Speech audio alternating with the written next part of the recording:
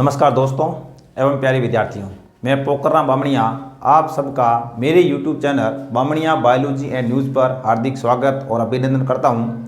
आज हम इस वीडियो के अंदर डिस्कस करने वाले हैं कक्षा 11th जीव विज्ञान का जो दूसरा चैप्टर है उसका सेकंड वीडियो। और इस वीडियो के अंदर हम बात करने वाले हैं मोनेरा जगत।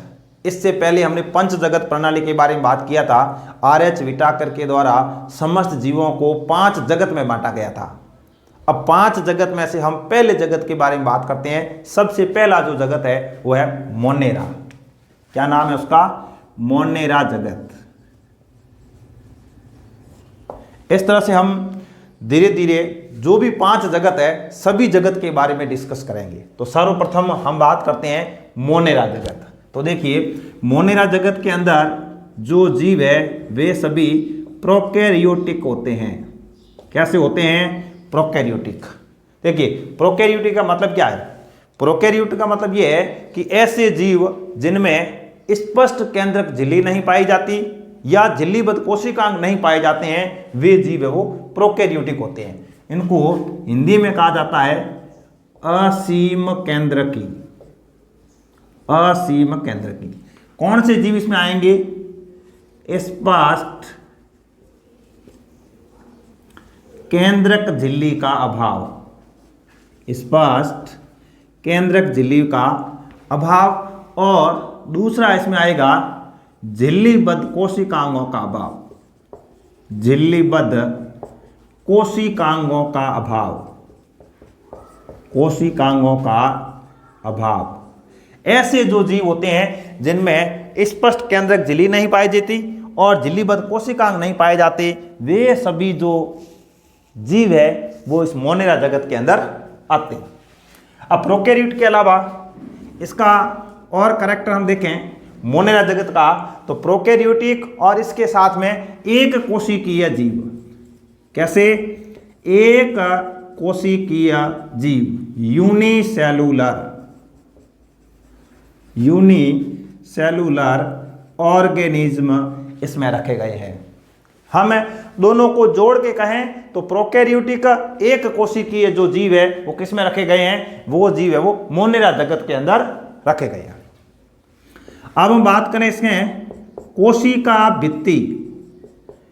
कोशिका भित्ति के बारे में बात करें तो जो मोनेरा जगत के जीव है उनमें कोशिका भित्ति पाई तो जाती है, लेकिन इसका निर्माण सेलुलोज से नहीं होता। तो कोशिका भित्ति के अंदर सेलुलोज नहीं पाया जाता है। तो किसकी बनी होती है? तो यह झिल्ली बनी हुई होती है पेप्टाइडोग्लाइकेन, इन पदार्थों की बनी होती है। तो कोशिका भित्ति पाई जाती है लेकिन सेलुलोज नहीं होता इसमें। तो कोशिका भित्ति का निर्माण किससे होता है? पेप्टाइडोग्लाइकेन से होता है।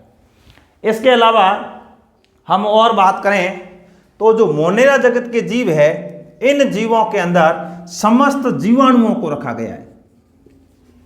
समस्त जीवाणु है वो मोनेरा जगत के अंदर हम पढ़ते हैं।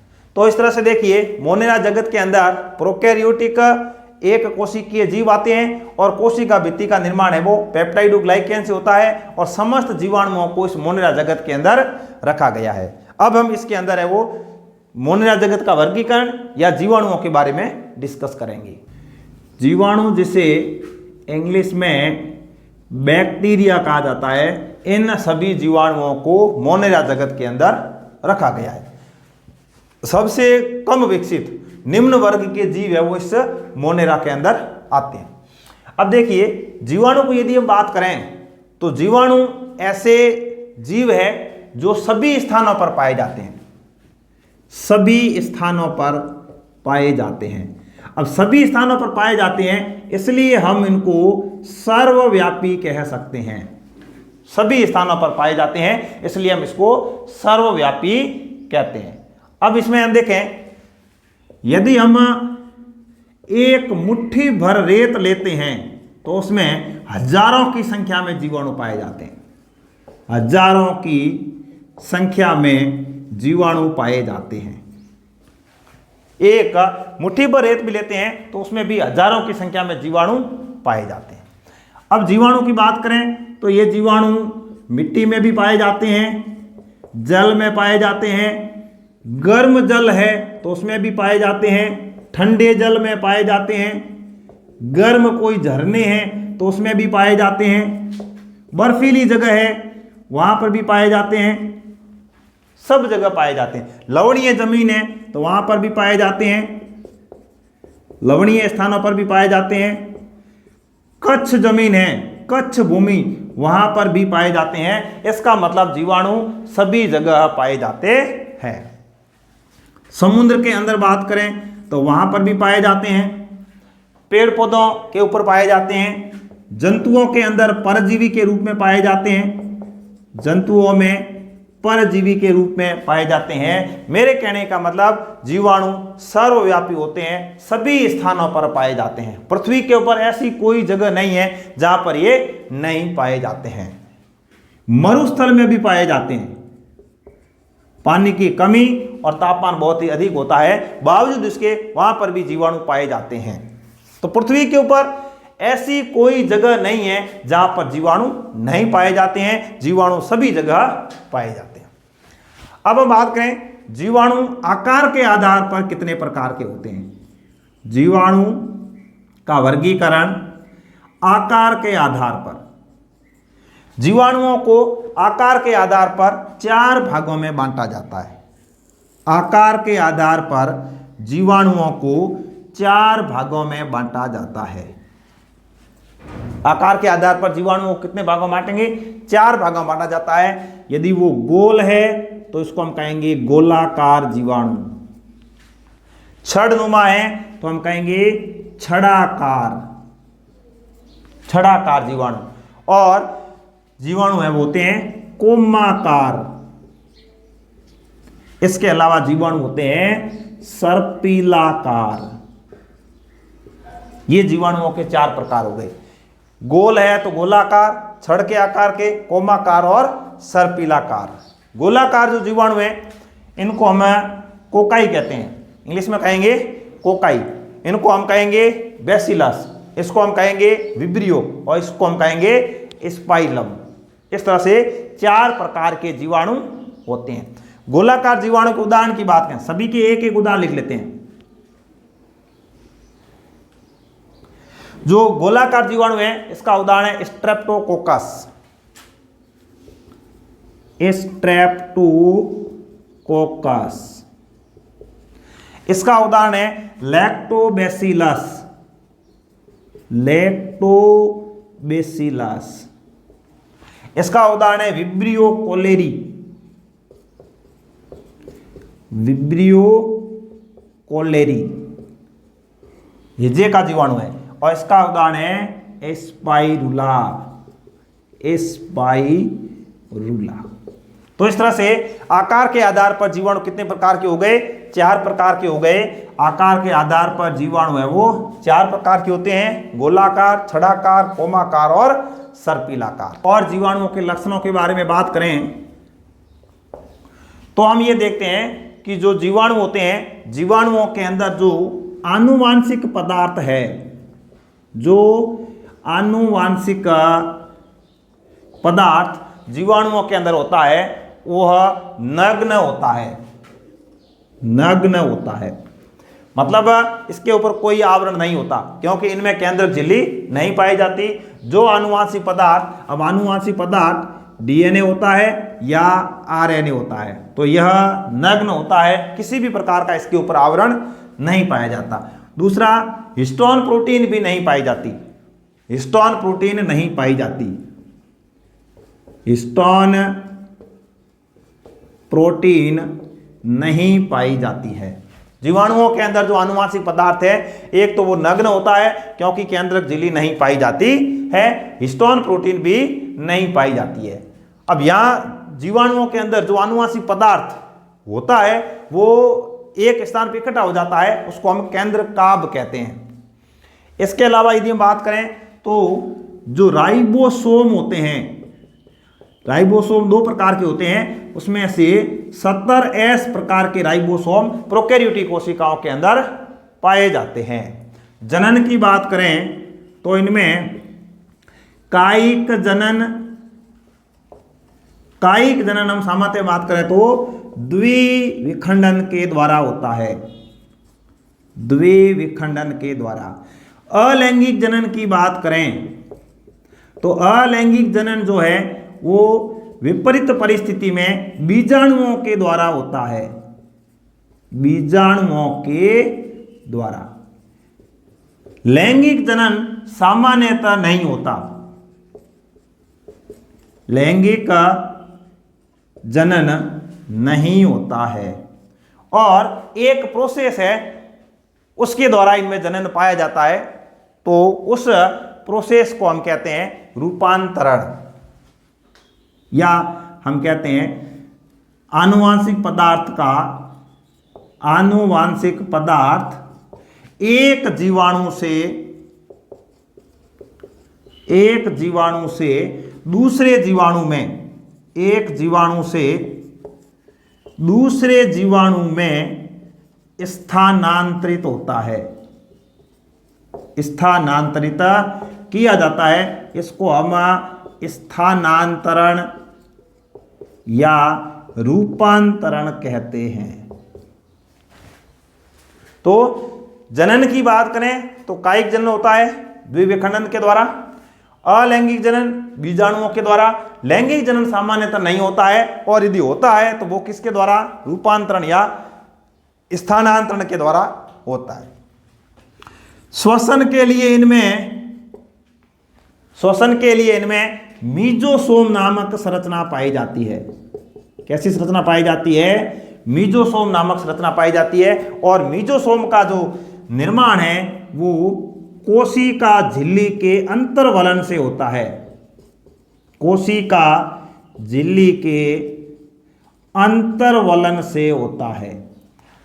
अब ये जो मीजोसोम है इसके अंदर श्वसन से संबंधित एंजाइम पाए जाते हैं, इसलिए इसे माइटोकॉन्ड्रिया के समकक्ष कहा जाता है, माइटोकॉन्ड्रिया के समकक्ष इसे माना जाता है। किसे, मीजोसोम को। क्यों, क्योंकि इसके अंदर श्वसन से रिलेटेड एंजाइम पाए जाते हैं। पोषण की बात करें तो ये जीवाणु है वो कुछ तो प्रकाश संश्लेषी भी होते हैं, और अन्य जीवाणु है वो रसायन संश्लेषी होते हैं। तो प्रकाश संश्लेषण और रसायन संश्लेषण के द्वारा ये क्या करते हैं, पोषण का कार्य करते हैं। अब जीवाणुओं को दो भागों में बांटा जाता है, जीवाणुओं को दो भागों में बांटा जाता है। नंबर 1 आद्य बैक्टीरिया, आद्य बैक्टीरिया, आद्य बैक्टीरिया और यू बैक्टीरिया। आद्य बैक्टीरिया को आर्की बैक्टीरिया भी कहा जाता है, आर्की बैक्टीरिया भी कहा जाता है। अब ये जो जीवाणु होते हैं ये पुराने प्रकार के होते हैं, आद्य, आद्य मतलब पुराने प्रकार के होते हैं। तो आद्य बैक्टीरिया या आर्की बैक्टीरिया ये पुराने प्रकार के होते हैं। ये जीवाणु कठिन वास स्थान पर पाए जाते हैं, कठिन वास स्थानों पर पाए जाते हैं। कठिन जो वास स्थान होते हैं वहां पर पाए जाते हैं, जैसे अत्यंत लवणीय जमीन है, अत्यंत लवणीय जो पानी है या जमीन है वहां पर पाए जाते हैं। इसके अलावा गर्म झरने, गर्म झरने, इसके अलावा जो कच्छ जमीन होती है वहां पर दलदली या कच्छ क्षेत्र वहां पर पाए जाते हैं। मतलब कठिन वास स्थान होते हैं, उस स्थान पर ये पाए जाते हैं। अब ये यू बैक्टीरिया से कोशिका भित्ति की संरचना में भिन्नता रखते हैं। कोशिका भित्ति के हिसाब से देखा जाए तो ये यू बैक्टीरिया से अलग होते हैं, यू बैक्टीरिया से अलग होते हैं। कोशिका भित्ति की संरचना में ये यू बैक्टीरिया से अलग होते हैं। अब ये जो कोशिका भित्ति होती है, इस कोशिका भित्ति के कारण ही, इसी के कारण ही ये प्रतिकूल परिस्थिति में जिंदा रह पाते हैं, प्रतिकूल परिस्थिति में जीवित रह पाते हैं। कोशिका भित्ति के कारण ही ये जो बैक्टीरिया है वो कठिन वास स्थान या प्रतिकूल परिस्थिति में भी खुद को जिंदा रख पाते हैं। उदाहरण की बात करें तो इसका उदाहरण है मेथेनोजन। कौन से जीवाणु है वो? मेथेनोजन। मेथेनोजन का मतलब है ये ऐसे जीवाणु जो मेथेन का निर्माण करते हैं। मेथेन CH4 मेथेन का निर्माण करने वाले जीवाणु। ये जीवाणु क्या करते हैं? मेथेन का निर्माण करते हैं। कहां पाए जाते हैं ये जीवाणु? है वो जुगाली करने वाले जंतु। जुगाली करने वाले जो जंतु होते हैं इनको रूमिनेंट जंतु कहा जाता है। क्या कहते हैं? रूमिनेंट जंतु। जुगाली करने वाले या रूमिनेंट जंतुओं के अंदर पाए जाते हैं, ये पाए जाते हैं। और ये क्या करेंगे? मेथेन का निर्माण करते हैं। इसलिए जुगाली करने वाले जो जंतु होते हैं इनका जो गोबर होता है इसके अंदर विशेष प्रकार की गंध आती है, विशेष गैस की गंध आती है और वो CH4 या मेथेन ही होती है। उस गंध के लिए कौन सी गैस जिम्मेदार होती है? मेथेन गैस जिम्मेदार होती है। यहां पर ये जीवाणु क्या करते हैं? अवायवीय श्वसन करते हैं। अवायवीय श्वसन करते हैं। तो इस तरह से प्रतिकूल परिस्थिति के अंदर पाए जाने वाले जो जीवाणु हैं वो होते हैं आद्य बैक्टीरिया या आर्की बैक्टीरिया। नेक्स्ट हम बात करते हैं बैक्टीरिया का जो दूसरा प्रकार है जिसको हम कहते हैं यू बैक्टीरिया।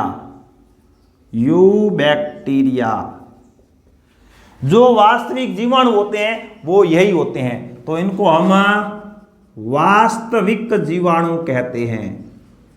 क्या कहते हैं? वास्तविक जीवाणु। जो वास्तविक जीवाणु होते हैं वो यू बैक्टीरिया ही होते हैं या इनको कहा जाता है। अब इन जीवाणुओं के अंदर कठोर कोशिका भित्ति पाई जाती है। कठोर कोशिका भित्ति पाई जाती है और इस कठोर कोशिका भित्ति की वजह से ही ये आर्की बैक्टीरिया है उससे अलग पहचान रखते हैं।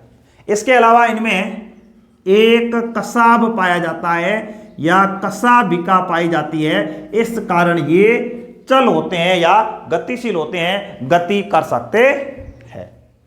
अब इन जीवाणुओं की बात करें तो इस जीवाणु के अंदर जैसे आते हैं साइनोबैक्टीरिया।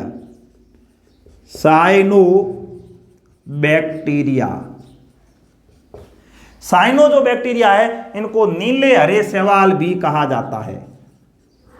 नीले हरे शैवाल भी इनको कहा जाता है। नीले हरे शैवाल को ब्लू ग्रीन एल्गी शॉर्ट में हम BGA भी कहते हैं।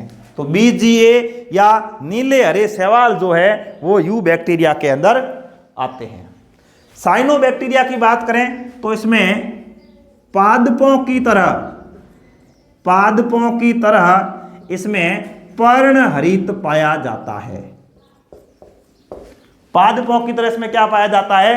पर्णरहित पाया जाता है। अब ये पर्णरहित पाया जाता है इसका मतलब ये प्रकाश संश्लेषण करते हैं। क्या करते हैं? प्रकाश संश्लेषण करते हैं। प्रकाश संश्लेषण करते हैं इसका मतलब ये जीवाणु स्वपोषी होते हैं। ये जीवाणु स्वपोषी होते हैं, प्रकाश संश्लेषण की क्रिया के द्वारा अपना भोजन स्वयं बनाते हैं। साइनोबैक्टीरिया है वो एक कोशिकीय कॉलोनी बनाकर रह सकते हैं। कॉलोनी हो सकते हैं या ये है वो तंतुमय भी हो सकते हैं। कॉलोनी या तंतुमय भी हो सकते हैं।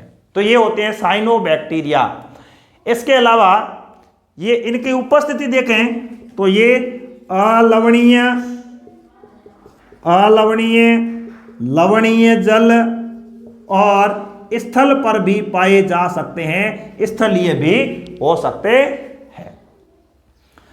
अब इनके यदि हम बात करें, उदाहरण देखें तो इनके उदाहरण है नॉस्टॉक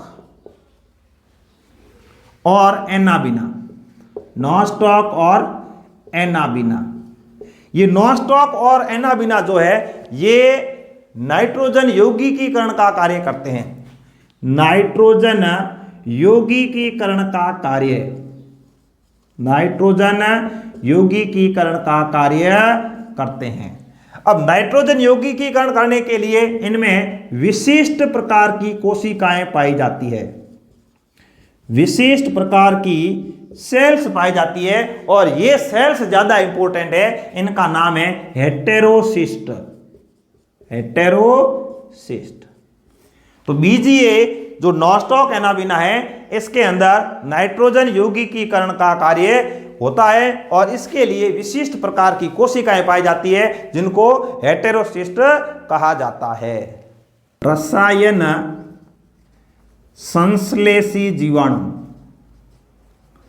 रसायन संश्लेषी जो जीवाणु होते हैं ये विभिन्न प्रकार के रसायनों से अपना भोजन प्राप्त करते हैं, और इसके अंदर विभिन्न प्रकार के जो रसायन होते हैं वो होते हैं नाइट्रेट, नाइट्राइट और अमोनिया।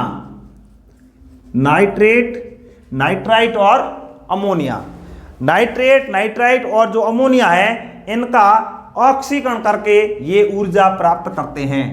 नाइट्रेट, नाइट्राइट और अमोनिया इनका ये ऑक्सीकरण करते हैं, और जब इनका ऑक्सीकरण होगा तो ऑक्सीकरण से ये एटीपी के रूप में ऊर्जा प्राप्त करते हैं। किस रूप में? एटीपी के रूप में ऊर्जा प्राप्त करते हैं। इस तरह से ये जो रसायन संश्लेषी जीवाणु होते हैं ये एटीपी के रूप में ऊर्जा, ये जो पदार्थ है, ये जो रसायन है, इनके ऑक्सीकरण से प्राप्त करते हैं।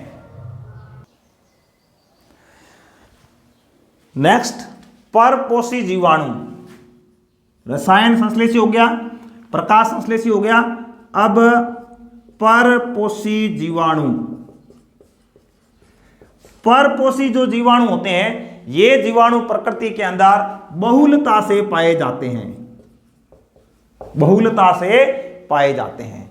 जो परपोषी जीवाणु हैं ये प्रकृति के अंदर बहुलता से पाए जाते हैं। अधिकांश है वो अपघटक प्रकृति के होते हैं, अधिकांश अपघटक प्रकृति के होते हैं, अपघटन का कार्य करते हैं। इसके अलावा ये जीवाणु मनुष्य की जो दैनिक जीवन की गतिविधियां होती हैं उनको प्रभावित करते हैं।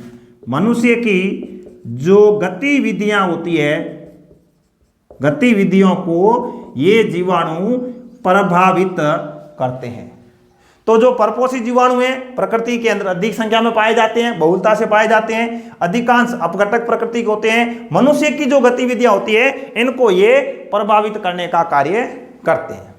अब कुछ जीवाणु है वो मनुष्य के लिए लाभकारी भी होते हैं, कुछ जीवाणु मनुष्य के लिए लाभकारी होते हैं। जैसे दूध से दही का निर्माण, दूध से दही का निर्माण करने वाले जो जीवाणु हैं जिसको हम लैक्टोबैसिलस कहते हैं, ये मनुष्य के लिए काम के होते हैं या लाभकारी होते हैं। इसके अलावा कुछ ऐसे जीवाणु हैं जिनसे प्रतिजैविकों का निर्माण किया जाता है।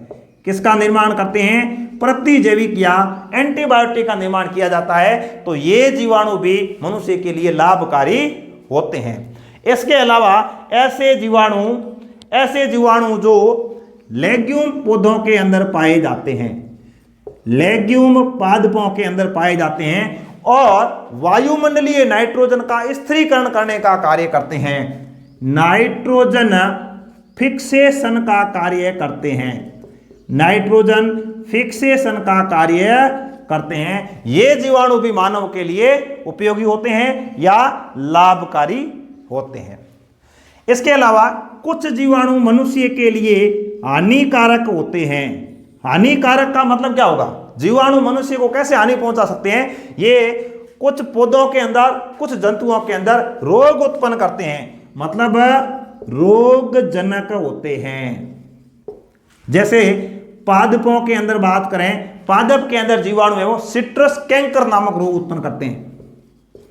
सिट्रस कैंकर नामक रोग उत्पन्न करते हैं। तो इस तरह से ये जीवाणु है वो हमारे लिए हानिकारक हो जाता है। मतलब पादपों के अंदर रोग उत्पन्न करने वाला जीवाणु हमारे लिए नुकसानदायक है। इसके अलावा कुछ जीवाणु है वो प्राणियों के अंदर भी रोगजनक होते हैं।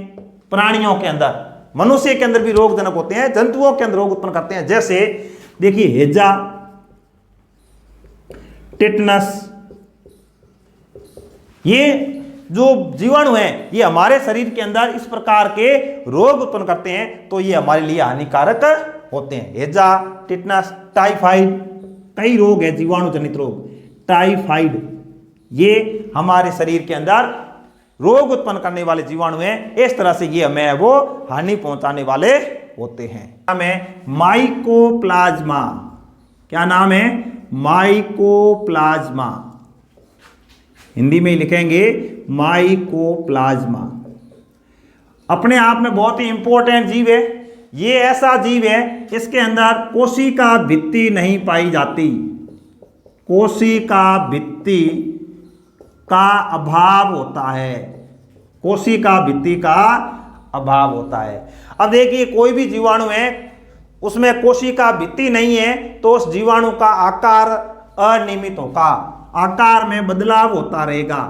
उसका आकार है वो बदलता रहता है। अब आकार बदलता रहता है, इसलिए माइकोप्लाज्मा को जीव जगत का जोकर कहा जाता है। जीव जगत का जोकर कहा जाता है।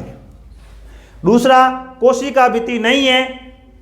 कोशिका भित्ति है वो इसके चारों ओर नहीं है। कोशिका भित्ति नहीं होने के कारण हम इसको कह सकते हैं कि यह कोशिका नग्न होती है। नग्न प्रकार की कोशिका होती है। आकार बार बार चेंज होता है, इसलिए इसको जीव जगत का जोकर कहा जाता है। इसके अलावा प्रकृति के अंदर माइकोप्लाज्मा सबसे छोटी कोशिका होती है। सबसे छोटी कोशिका, सबसे छोटी कोशिका भी माइकोप्लाज्मा को ही कहा जाता है। एक माइकोप्लाज्मा जिसका नाम है PPLO, ये है वो प्रकृति के अंदर पाई जाने वाली सबसे छोटी कोशिका है जो माइकोप्लाज्मा का ही एक किस्म होता है। इसके अलावा माइकोप्लाज्मा ऑक्सीजन के अभाव में भी जीवित रह सकता है। ऑक्सीजन के अभाव में भी जीवित रह सकता है। ऑक्सीजन के अभाव में भी जीवित रह सकता है। इसके अलावा ये माइकोप्लाज्मा रोगजनक के रूप में भी कार्य करता है और यह पादपों में और प्राणियों में, इन दोनों के अंदर भी रोग उत्पन्न कर सकता है। तो इस तरह से माइकोप्लाज्मा जो है इसको जीव जगत का जोकर कहा जाता है और पादपों में और प्राणियों में यह रोग उत्पन्न करने वाला जीव होता है। तो जीव जगत का जोकर माइकोप्लाज्मा को कहा जाता है। तो इस तरह से हमने आज के इस वीडियो के अंदर जो मोनेरा जगत है उसको कंप्लीट पढ़ने का प्रयास किया है। मोनेरा जगत के लक्षण और इसमें समस्त जीवाणुओं को रखा जाता है। सबसे पहले हमने डिस्कस किया आकार के आधार पर जीवाणु कितने प्रकार के होते हैं और मोनेरा जगत में जो जीवाणु पाए जाते हैं इसको दो भागों में बांटा जाता है, आर्की बैक्टीरिया और यू बैक्टीरिया। आर्की बैक्टीरिया पुराने प्रकार के बैक्टीरिया होते हैं, यू बैक्टीरिया है वो वास्तविक बैक्टीरिया होते हैं। हमने दोनों को अलग अलग पढ़ा, उनके उदाहरण पढ़े और लास्ट में मोनेरा जगत के अंदर माइकोप्लाज्मा को भी रखा गया है, उसके बारे में हमने डिस्कस किया। आज के वीडियो में बस इतना ही। धन्यवाद।